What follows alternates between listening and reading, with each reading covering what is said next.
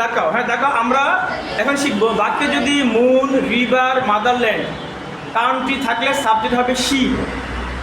ঠিক আছে, যেমন বাংলাদেশ ইজ আওয়ার মাদারল্যান্ড।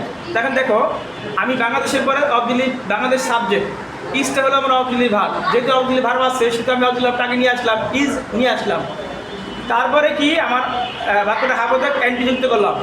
এখন বাংলাদেশ মাদারল্যান্ড বা দেশের নামে দেশ ক্ষেত্রে দেশ থাকলে সেক্ষেত্রে সাবজেক্ট হবে শি, কারণ দেশটাকে সাধারণত ইংরেজরা মায়ের মতো মনে করে, এই জন্য ওরা শি ইউজ করে, এই জন্য আমি শি দিলাম।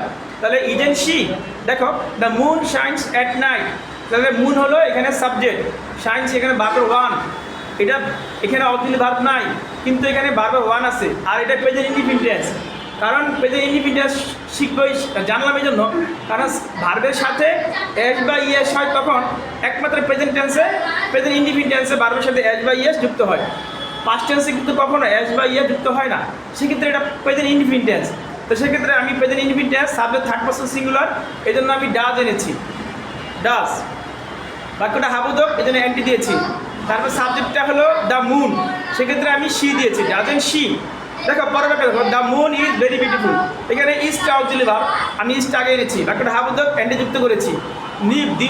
দ্য মুন হলো সাবজেক্ট, এই জন্য দ্য মুন এটাকে একটা নারীর সাথে তুলনা করা হয়েছে ইংরেজরা, এই জন্য এখানেও শি হবে, ইজ এন্ড শি।